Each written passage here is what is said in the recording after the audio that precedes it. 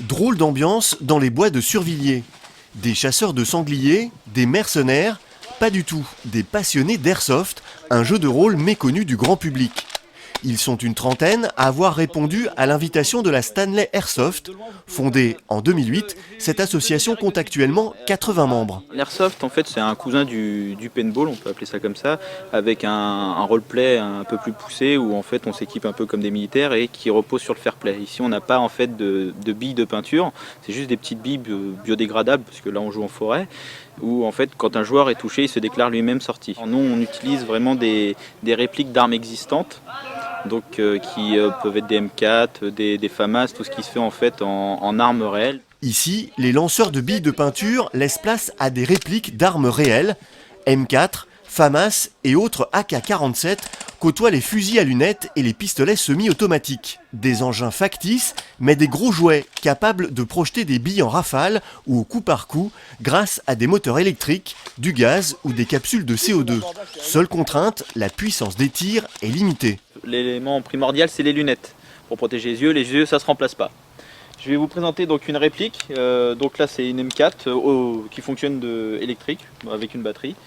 Donc, vous pouvez tirer en coup par coup. Vous pouvez aussi tirer donc en rafale de 3 coups. Et si vous restez appuyé, vous avez des automatiques. Il y a aussi donc les répliques pour le jeu rapproché en fait, qui sont des répliques de poing avec culasse mobile. Un arsenal qui au premier abord peut faire peur, mais les participants s'amusent de l'image qu'il renvoie.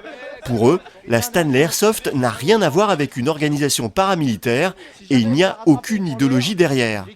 Ses membres se présentent davantage comme des joueurs de jeux vidéo qui auraient été téléportés dans leur console. En fait, on a des scénarios absolument pas sérieux. Pour Noël, par exemple, on était tous déguisés en Père Noël, en lutin et en reine. Pour être certain du bon déroulement des parties, des règles sont établies. Les joueurs n'hésitent pas à endosser le gilet fluo d'organisateur. Et lorsqu'il s'agit de tester le respect de la règle du fair play, tous les coups sont permis. Pour savoir si les gens sont bien fair play, à savoir si on peut leur demander de rester en jeu ou si on remet un avertissement avant de les sortir. Ça se passe comme ça, là ils sont en train de combattre. On va essayer d'en toucher un. C'est bon, retour en jeu.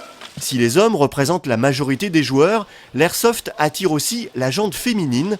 Les femmes sont de plus en plus nombreuses à arpenter les terrains avec la même passion que leurs homologues masculins. C'est un peu comme les garçons finalement, d'avoir surtout cet esprit de groupe, se fair play entre nous et vraiment d'entraide parce que effectivement quand on est touché, il y en a un qui va se dévouer pour venir nous sauver. Dans le Val d'Oise, plusieurs associations d'airsoft ont vu le jour. Pour les trouver, suivez les billes.